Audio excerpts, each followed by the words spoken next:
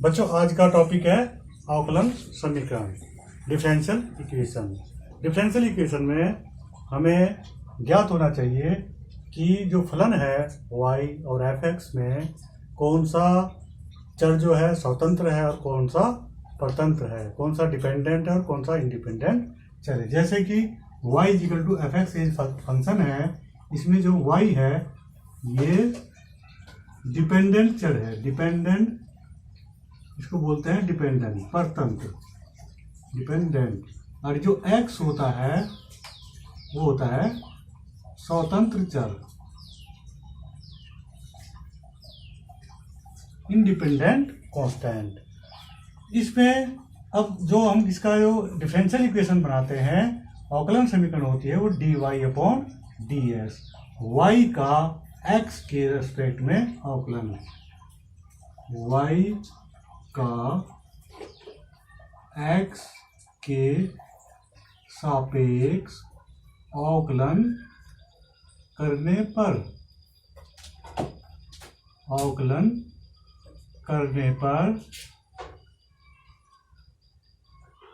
क्या हो जाएगा, dy/dx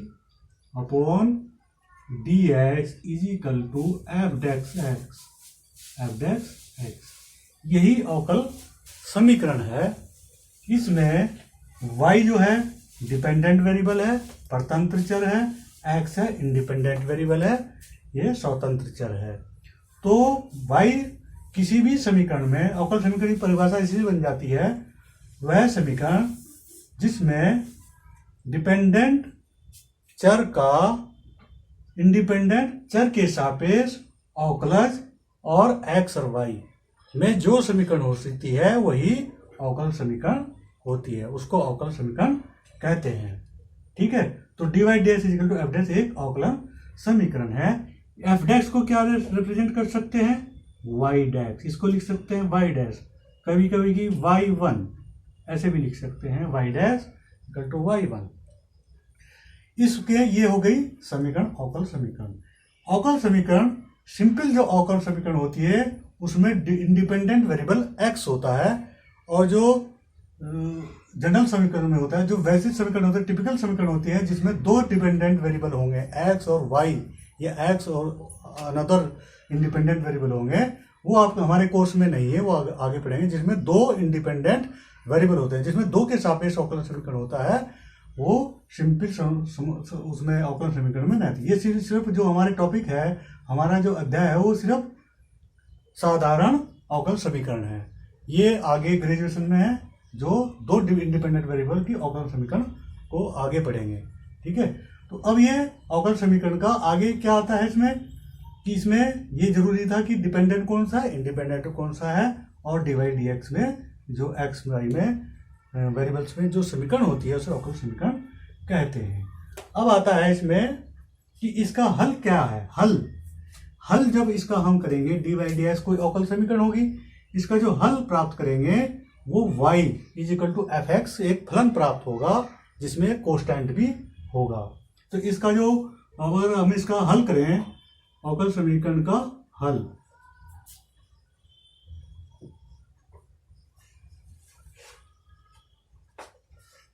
समीकरण के हल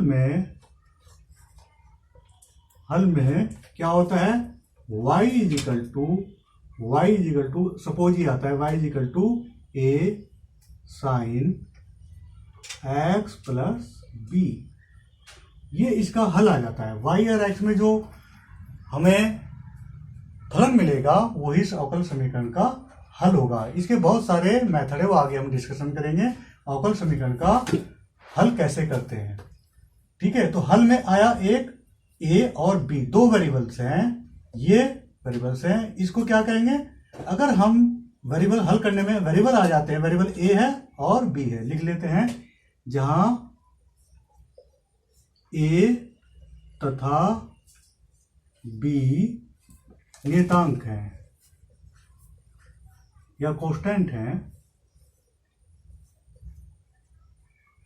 हैं, इसलिए इसको क्या कहेंगे, जिस हल में हमारा क्या होगा, नियतांक होंगे, वो हमारा व्यापक हल होगा। इसको क्या बोलेंगे, व्यापक हल, व्यापक हल।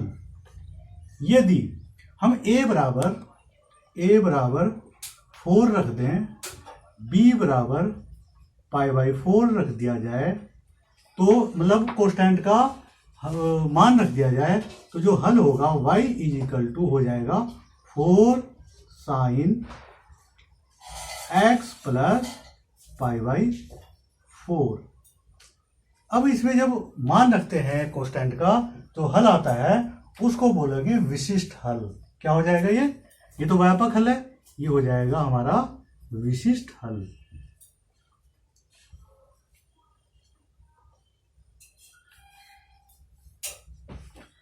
General solution. तो ये हमारा विशिष्ट हल होगा, हमें विशिष्ट हल ही प्राप्त करना होगा। इस जो अवकल समीकरण का जो प्रयोग होता है वो बहुत जगह होता है। इसका ज़्यादातर जो होता है हमारा रिसर्च, जब रिसर्च करते हैं हम आगे मैथमेटिक्स में या किसी भी टॉपिक में, फिजिक्स में, इंजीनियरिंग में, तो वहाँ पर अवकल समीकरण का बहुत प्रयोग होता है। तो अवकल समीकरण का हम यहाँ सिर्फ एक जनरल आइडिया देंगे इस अध्याय में कैसे हल करते हैं। बाकी और डिस्कशन, बाकी आगे ग्रेजुएशन में इंजीनियरिंग इसकी बहुत ही मोटी मोटी किताबें हैं, बड़ा बड़ा वाइड टॉपिक है, तो इसमें सिर्फ आइडिया ही आपको यहाँ से प्राप्त होगा। ये सिंपल सी हमें बात याद रखिए, हल क्या होता है, विशिष्ट हल क्या होता है, व्यापक हल क्या होता है, और हल क्या किस फॉर्म में आता है। जो जनरल जो सॉल्यूशन आता है हमारा इसका अवकल समीकरण का, वो एक मैंने अभी बताया, वो एक समूह होता है। किसका समूह होता है वो हमारा जो हमारे वक्र होते हैं या कर्व होते हैं, उनका एक समूह होता है जो हल होता है। तो उस समूह में जैसा हमारा सपोज अब आता है, इसमें सर्किल है, सर्किल x², इसको मिटा देते हैं। ये समझना बहुत जरूरी होता है कि बहुत से बच्चे इसको रट लेते हैं कि dy/ds होता क्या है, क्या आप प्राप्त कर रहे हैं। वो हमारा एक समूह आता है, उस समूह को हम कोष्टेंट के मान रखते चले जाते हैं और समूह की संख्या अलग अलग ड्रॉ कर लेते हैं वक्र को। जैसे कि एक हमारा सर्किल है, वर्त है, वर्त क्या है हमारा, वर्त x² + y² = r²। इसका केंद्र क्या है, 0 0, त्रिज्या क्या है, r। यहां इसको ड्राइव कर लेते हैं वर्त को, ये वर्त हो गया जिसकी त्रिज्या r है, ठीक है। और इसका अब इसको हमें डिवाइड, इसका हल कैसे ज्ञात करेंगे, जो समूह ज्ञात करेंगे वो व्यापक समीकरण, वो अवकल समीकरण आ जाएगा। x के respect, differentiation with respect x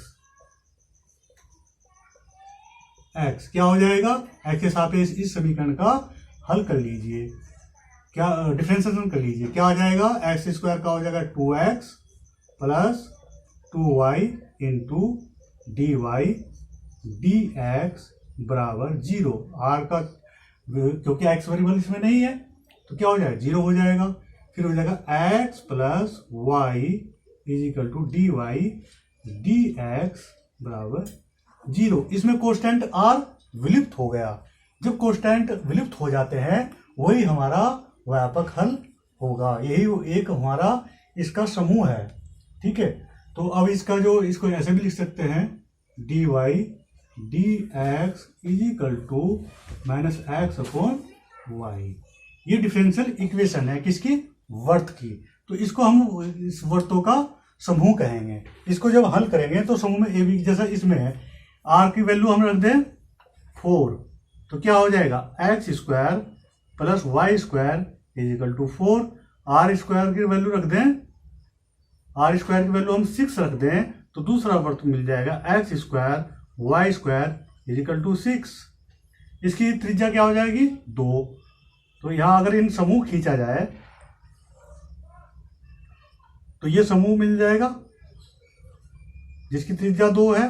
फिर दूसरा वर्त जिसकी त्रिज्या √3 है, √3 आ जाएगी, तो इसका √6 है त्रिज्या, वो ये आ जाएगा, थोड़ा सा बड़ा होगा वर्त, √6 त्रिज्या है इसकी।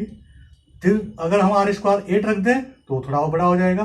तो ये कहना मतलब ये है, जो ये देखा ये इन वृत्तों का समूह कुल को प्रदर्शित करता है जो हमारी डिफरेंशियल इक्वेशन होती है। जब इसका हम हल करते हैं तो हमारा वो वर्त प्राप्त हो जाता है, समूह प्राप्त हो जाता है। उसमें आर की वैल्यू डिफरेंट डिफरेंट देंगे तो हमें क्या मिल जाएगा, एक कुल डिफरेंट डिफरेंट वर्त खींच लेंगे। तो जो डिफरेंशियल इक्वेशन होती है वो होती है वक्रों का समूह, ठीक है।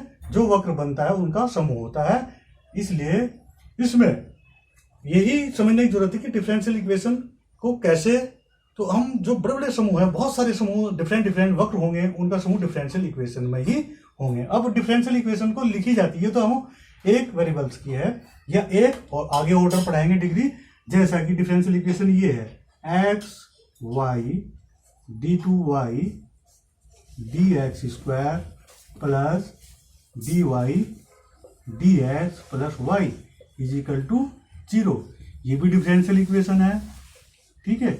यदि फॉर्म हो जाता है d3y dx3 plus dy dx का square plus x is equal to 0, ये भी डिफरेंशियल इक्वेशन है। इसी प्रकार से बहुत सारी इक्वेशन बन जाती है, dy upon dx plus sine x is equal to 0, ये भी डिफरेंशियल इक्वेशन है। ये बहुत सारी टाइप की डिफरेंशियल इक्वेशन आएंगी, वो हम हल करेंगे। इनका हल क्या करें, अब हमें इसमें ज्ञात कर जानना जरूरी है कि डिफरेंशियल इक्वेशन की घात क्या होती है, डिफरेंशियल का ऑर्डर क्या होता है, ठीक है। तो अब चलते हैं आगे, इसको मिटा देते हैं।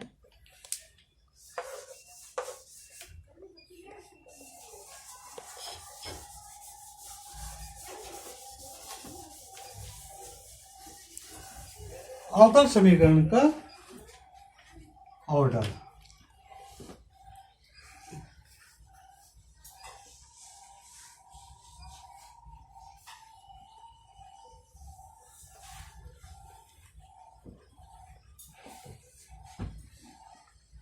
ऑर्डर क्या होता है ऑर्डर, जैसे कि d y upon d x, ये फलन है, y is equal to f x, ये फलन है x में।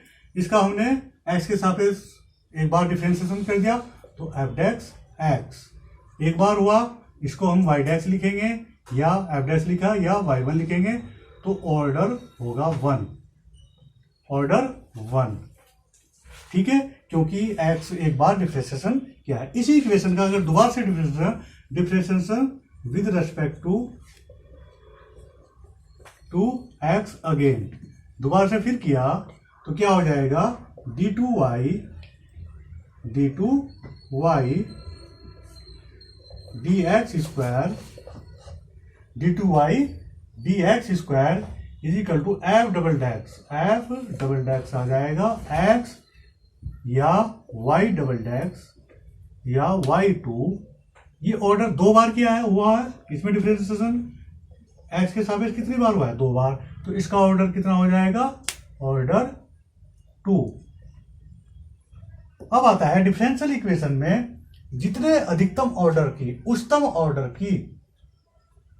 जितना अधिकतम उसके अंदर ऑर्डर होगा वही उसका इक्वेशन का, डिफरेंशियल इक्वेशन का ऑर्डर होगा। ये 2 ऑर्डर है। अब इसमें आता है जैसे कि ये है d3y dx3 plus dy dx का square minus y is equal to 0। इस अवकल समीकरण का ऑर्डर कितना है, हाईएस्ट ऑर्डर कितना है, d3y dx3, तो dy dx का होल स्क्वायर है, तो हाईएस्ट d3 dy ये फर्स्ट ऑर्डर है क्योंकि एक बार अवकलन है, ये 3 बार अवकलन हुआ है। तो इस डिफरेंशियल इक्वेशन का ऑर्डर क्या होगा, अवकलन समीकरण 1 का ऑर्डर बताइए क्या होगा। ऐसे ही पूछा जाता है परीक्षा में, 1 नंबर में आता है, ऑर्डर क्या होगा 3।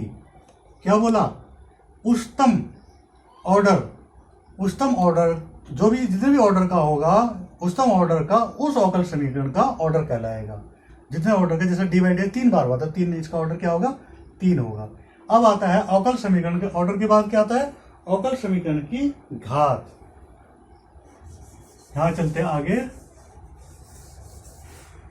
अवकल समीकरण की घात।